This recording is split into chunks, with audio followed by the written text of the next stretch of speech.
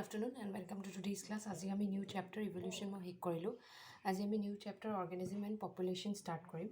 Organism and population are studied basically ecology mane organism our population our organism or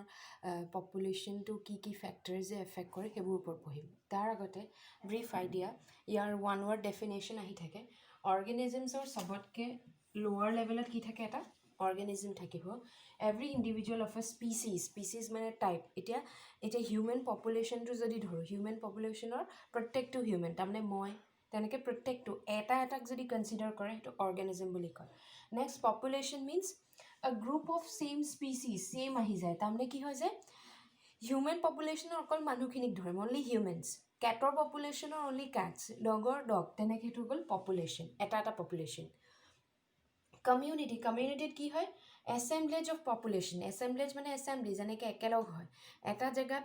কি হৈ যায় বেলেগ বেলেগ পপুলেশন হৈ যায় যদি আমি হিউম্যানস কনসিডাৰ কৰো প্লান্টস কনসিডাৰ কৰো এনিমেলস কনসিডাৰ কৰো অল টুগেদাৰ কি বুলি কয় কমিউনিটি বুলি কয় নেক্সট আহি গল বায়োম হৈ গল কি হয় বায়োম এটা নিউ ওয়ার্ড পাইছা ডেফিনেশন আহি থাকে বায়োম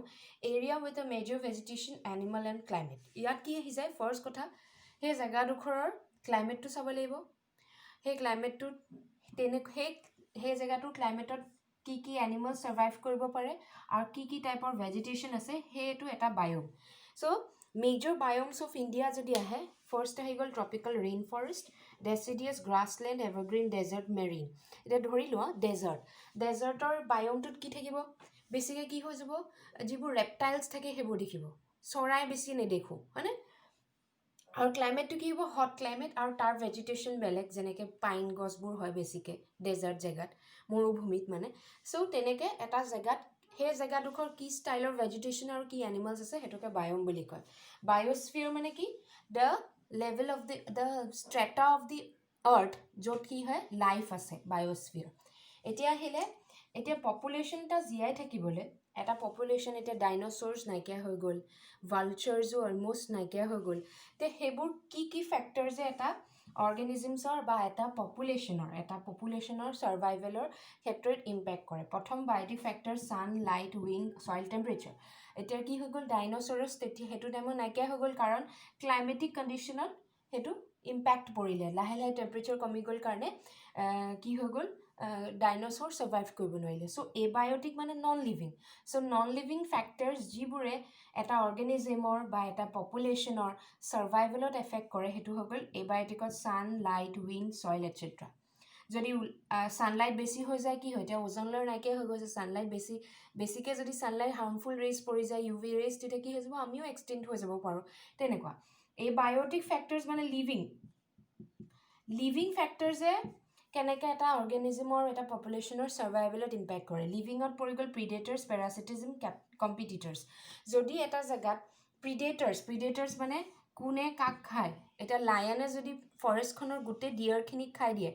তেতিয়া কি হৈ যাব ফুড চেইনটো নাই হেম্পাৰ হৈ যাব যদি ফুড চেইনৰ কোনোবা এটা নাইকিয়া হৈ যায় লায়নটোৱে নাইকিয়া হৈ যায় তেতিয়া কি হৈ যাব ডিয়াৰৰ পপুলেশন বাঢ়ি যাব আৰু ডিয়াৰে কি কৰিব গোটে ঘাঁহখিনি খাই পেলাব আৰু আলটিমেটলি কি হৈ যাব অক্সিজেন লেভেল নাইকিয়া হৈ যাব আৰু গোটে এনিমেলছখিনি মৰি যাব সো হেতু হৈ গল প্ৰিডেটৰ্স নেক্সট আহিলে প্যাৰাসিটিজম মানে কোনোবা এটা অৰ্গানিজমছৰ বডিৰ ভিতৰত থাকে প্যাৰাসিটিজম এটা প্যাৰাসিটিজম কি হৈ যায় ধৰি লোৱা গছবোৰত এটা যেনেকে এতিয়া কপৌ ফুল লাগি থাকে তেনেকে যদি বেয়া হাৰ্মফুল ফুলটা আহি লাগি যায় এজোপা গছতকে কি গছজোপা গোটেজোপা খাই পেলাব সো দ্যাট ইজ প্যাৰাসিটিজম কম্পিটিটৰ্স মানে কম্পিটিশন ফৰ সাৰ্ভাইভেল এটা জায়গাত মই ফুড কেনেকে পাওঁ খাবলৈ যদি মই ফুড নেপাওঁ কি হৈ যাব মই মৰি থাকিম কাৰণ মোৰ সমান অৰ্গানিজমছৰ লগত মোৰ কম্পিটিশন চলি আছে সো এন্টায়াৰ এইখিনি বস্তু কি হৈ গল ইন্ট্ৰোডাকশনত আহি গল এটা ইম্পৰ্টেন্ট কোৱেশ্চন এটা আহে হাউ ডাজ এবায়োটিক ফ্যাক্টৰস ইনফ্লুয়েন্স লিভিং অৰ্গানিজমছ এবায়োটিক মানে নন লিভিং সানলাইট হেবোৰে এটা অৰ্গানিজমছৰ সাৰ্ভাইভেলত কেনেকে ইম্প্যাক্ট কৰে মই নোট দি দিম কিন্তু মই কিছুমান এনসিআৰটিত কিছুমান টাৰ্মছ আছে সেইখিনিয়ে শৰ্টকে বুজাই দিছো সো টেম্পাৰেচাৰ হলে in the poles of 0 degree C ডেজাৰ্টত 50 ডিগ্ৰী সি তাৰমানে কি হয় পোলছ মানে যিবোৰ আমাৰ নৰ্থ পোল সাউথ পোল য'ত বৰফ ঠাণ্ডা জায়গা তাৰ টেম্পাৰেচাৰ 0 ডিগ্ৰী সি আৰু তাৰ অৰ্গানিজমছখিনিয়ে হিউটো টেম্পাৰেচাৰত সাৰ্ভাইভ কৰিব পাৰে তেনেকে ডেজাৰ্টছত কি হৈ গল 50 ডিগ্ৰী সি তেতিয়া অৰ্গানিজমছখিনি 50 ডিগ্ৰী সিত সাৰ্ভাইভ কৰিব পাৰে সো এন্টায়াৰ তাৰ বডি ফাংচনিংছখিনি কি হয় টেম্পাৰেচাৰ ডিপেন্ডেন্ট হয় এতিয়া ইয়াত কি হৈ যায় নতুনকৈ টাৰ্ম এটা পাব পৰা হেৰি NCERT ইউৰিথাৰ্মেল ষ্টেন'থাৰ্মেল ইউৰিথাৰ্মেল মানে হৈছে ৱাইড ৰেঞ্জ অফ টেম্পাৰেচাৰ তাৰমানে কি হৈছে এই অৰ্গেনিজমটোৱে বেলেগ বেলেগ ৰেঞ্জৰ টেম্পাৰেচাৰ সহিব পাৰে ইউৰিথাৰ্মেল ষ্টেন'থাৰ্মেল কি নেৰ' ৰেঞ্জ অফ টেম্পাৰেচাৰ এটা নেৰ' ৰেঞ্জৰ বোলে 50 to 60হে ছাৰ্ভাইভ কৰিব পাৰে তাতকৈ নোৱাৰে যেনিবা ডেজাৰ্টৰ ধৰিলা 50 এটা ডেজাৰ্টৰ লিজাৰ্ট আনি যদি প'লত থৈ দিয়ে সি ছাৰ্ভাইভ কৰিব নোৱাৰিব বুজি পালা তাৰমানে সি ষ্টেন'থাৰ্মেল হয় নেক্সট আহিলে ৱাটাৰৰ কি হৈ যায় ৱাটাৰৰ pH আছে চেলাইনিটি আছে এই গোটেইবোৰ ফেক্টৰ অৰ্গেনিজম এটাৰ ছাৰ্ভাইভেলত ইম্পেক্ট কৰে ইয়াত আহি গ'ল ইউৰিহেলাইন ষ্টেন'হেলাইন একেই ইউৰিহেলাইন ৱাইড ৰেঞ্জ অফ চেলিনিটি তাৰমানে কি হয় মেইনকৈ ৱাটাৰত কি থাকে চল্ট কনচেনট্ৰেশ্যন থাকে ঠিক আছে চল্ট কনচেনট্ৰেশ্যন মানে গম পাইছা নিমখ এতিয়া কি হৈছে ইউৰিহেলাইনে কি কৰে wide range of temperature salinity survive কৰিব পাৰে কিন্তু ষ্টেন'হেলাইনে নেৰ' ৰেঞ্জহে পাৰে ধৰি লোৱা এটা মাছ এই মাছটো কি হৈ যায় যদি কোনোবা এটা ৱাটাৰত মেলি দিয়াকৈ কি হৈ যাব সি ষ্টেন'থাৰ্মেল যদি হয় সি সহ্য কৰিব নোৱাৰিব তাৰ এটা স্পেচিফিক টেম্পাৰেচাৰহে সহ্য কৰিব পাৰে নেক্সট আহিলে লাইটৰ নতুন দুটা টাৰ্ম আছে NCERT বুকত লাইটে ফাৰ্ষ্ট কথা লাইটে কেনেকৈ ইম্পেক্ট কৰে লাইটে ফ্লাৱাৰিঙত ইম্পেক্ট কৰে ৰাইপনিং অফ ফ্ৰুটছত ইম্পেক্ট কৰে সেইটো লাইটে ইম্পেক্ট কৰে এতিয়া নতুনকৈ শব্দ পাবা ডাইউৰিনেল আৰু নক্টাৰ্নেল ডাইউৰিনেল মানে wake up during the day তাৰমানে যিবোৰ অৰ্গেনিজমছে দিনত সাৰ পাই থাকে আৰু নক্টাৰ্নেল মানে এক্টিভেট নাই ৰাতি সাৰ পাই থাকে তাৰমানে দিনত শুই থাকে নক্টাৰ্নেলছখিনিয়ে চ' সেইটো লাইটৰ যদি খেলি মেলি হয় ইহঁতৰ গোটেই মেটাবলিজমটোত খেলি মেলি হৈ যাব নেক্সট ছইলৰ কি ফেক্টৰ্ছ থাকে কৈ দিছোঁ soil pH particle soil mineral composition যদি ছইলটোৰ মিনাৰেল কম্পজিশ্যন ভাল সেই প্লাণ্টটো যিটো তাত হৈ থাকে সেইটো ভালকৈ ছাৰ্ভাইভ কৰিব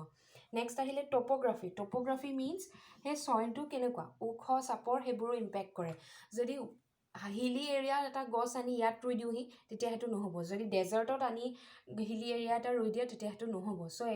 এই গোটেইবোৰ কি হয় abiotic factors are influence the growth এতিয়া নেক্সট ইম্পৰ্টেণ্ট টপিক হয় organisms and population how organisms respond to abiotic factors তাৰমানে আমি কৈছোঁ যে টেম্পাৰেচাৰ সলনি হ'লে আমাৰ ছাৰ্ভাইভেলত ইম্পেক্ট কৰিব তেতিয়া আমি কেনেকৈ বাচি থাকিম চ' এইবোৰ গোটেই প্ৰচেছবোৰ হয় ইয়াৰ ইম্পৰ্টেণ্ট হয় এইটো কুৱেশ্যন আহে যে অৰ্গেনিজম এটা এক্সট্ৰিম কণ্ডিশ্যন বাচি থাকিবলৈ কি কৰিব পাৰে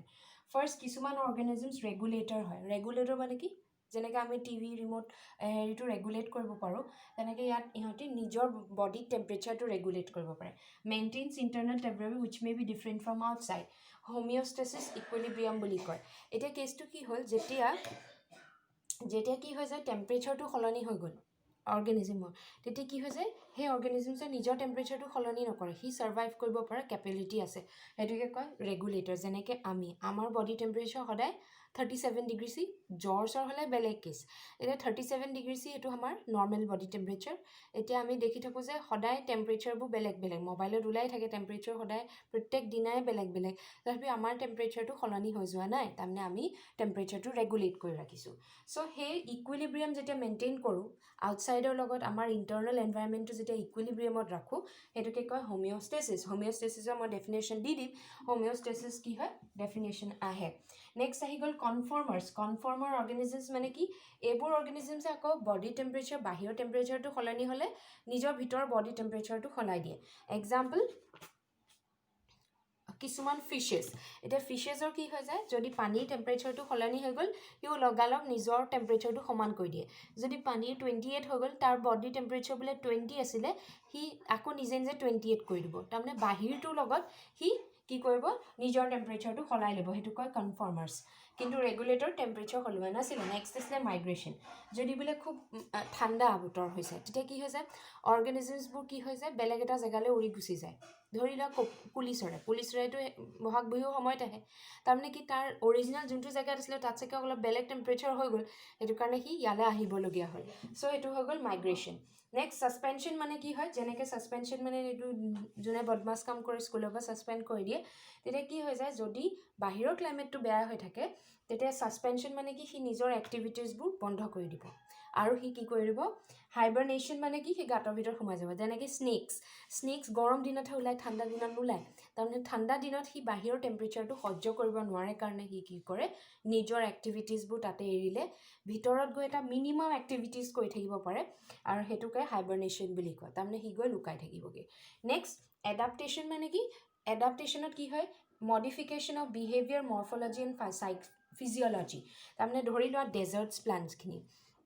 এতিয়া মৰুভূমিত কি হয় ৱাটাৰ লছ বেছিকৈ হয় পানীও নাই এতিয়া অৰ্গেনিজমছখিনি সেই কেক্টাছ চেক্টাছ গছবিলাকৰ কি হৈ গ'ল এই পাতখিলা কি হৈ গ'ল কাঁইট বনি গ'ল তাৰমানে কি হৈ গ'ল সি নিজকে চেঞ্জ কৰি দিলে যাতে ৱাটাৰ লছ নহয় বেছি তাৰমানে ছাৰ্ভাইভ কৰিব পাৰে চ' সেইটো হৈ গ'ল এডাপ্টেশ্যন ইয়াৰ ডেফিনেশ্যনছ মই দি দিম আৰু so' this is very important so' next important topic is population পপুলেশ্যনৰ ডাইৰেক্ট কুৱেশ্যন আহি যায় what is define population so' পপুলেশ্যনৰ ডেফিনেশ্যন বায়'মৰ ডেফিনেশ্যন মনত ৰাখি যাবা চ' এছেম্বলেজ মানে এছেম্বলি মই কৈছোঁ এছেম্বলেজ অফ হোম'জেনিয়াছ দেখাত একেই ইণ্টাৰব্ৰিডিং মানে তাহাঁতৰ মাজত ৰিপ্ৰডাকশ্যন হয় যেনেকৈ হিউমেন্সৰ মাজত ৰিপ্ৰডাকশ্যন হয় কেটৰ মাজত ৰিপ্ৰডাকশ্যন হয় তেনেকৈ interbreeding individuals occupying a geographical location এটা জেগাত আছে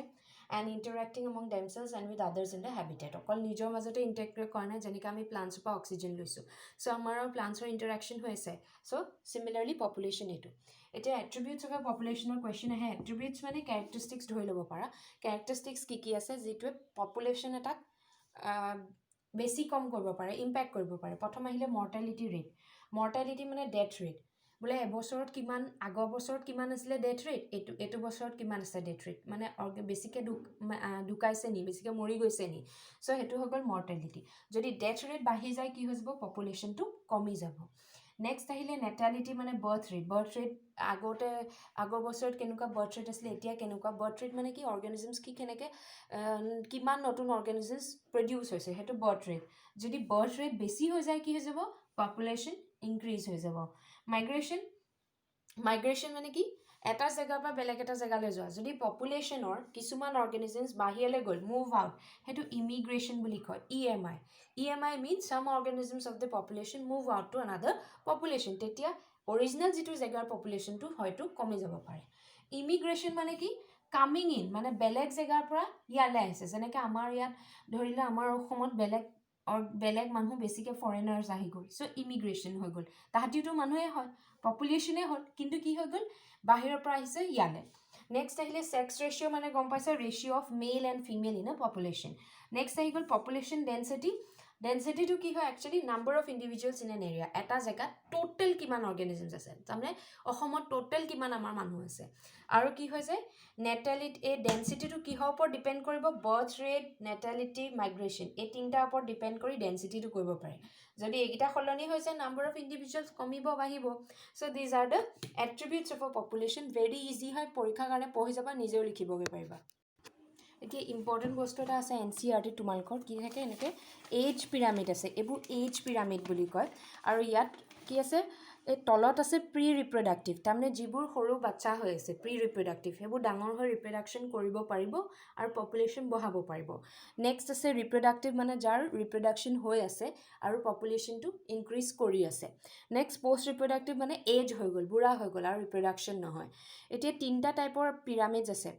ফাৰ্ষ্ট ইজ এক্সপাণ্ডিং ষ্টেবল আৰু ডিক্লাইনিং এক্সপাণ্ডিং যদি চোৱা কি হৈ যায় প্ৰি ৰিপ্ৰডাক্টিভ মানে যিবোৰ বাচ্চা আছে আৰু যিবোৰে পাছত গৈ ৰিপ্ৰডাকশ্যন কৰিব পাৰিব তাহাঁতৰ নাম্বাৰটো বেছি হৈ আছে হয়নে তাৰমানে কি হয় যদিও ওপৰৰ ৰিপ্ৰডাক্টিভটো চাবা বাঢ়ি গৈ আছে আৰু পষ্ট ৰিপ্ৰডাক্টিভ মানে যিবোৰ অল্ড এজ হয় কমি গ'ল তাৰমানে কি হৈ গ'ল যিমানটো বেছিকৈ পপুলেশ্যনটো এইটো এক্সপাণ্ডিং মানে পপুলেশ্যন বাঢ়ি যাব কাৰণ যিমান বুঢ়া মানুহ আছে তাতকৈ বেছি ইয়াত বাচ্চাবোৰ আছে যিবোৰে গৈ ৰিপ্ৰডাকশ্যন কৰি পপুলেশ্যনটো বঢ়াই দিব চ' দিছ ইজ দ্য এক্সপাণ্ডিং পপুলেশ্যন ষ্টেবলত যদি চোৱা ষ্টেবলত একো নাই ষ্টেবলত যিমানটো বাচ্চা আছে তাৰমানে নৰ্মেল ইমান মানে বেছিকৈও বুঢ়া মানুহ নাই সমানকৈ আছে যেনিবা 100 বোলে বাচ্চাজ আছিলে 80% বুঢ়া মানুহ তো সিমান ইম্পেক্ট নপৰে যিমানটো ঢুকাইছে সিমানটোৱে আকৌ প্ৰডিউচ হ'ব চ' দিছ ইজ ষ্টেবল আৰু ইয়াত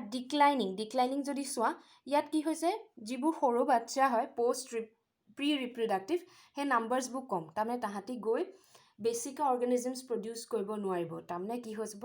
লাহে লাহে অৰ্গেনিজমটো কমি যাব আৰু পপুলেশ্যনটো হয়তো নাইকিয়া হৈ যাব পাৰে চ' দিছ ইজ দ্য ডিক্লাইনিং এতিয়া লাষ্ট ইম্পৰ্টেণ্ট টপিক হয় মই এইখিনি ফটো দি দিম তো নোটছ দি দিম এতিয়া ইম্পৰ্টেণ্ট টপিক হৈ যায় যে কুৱেশ্যন আহি যাব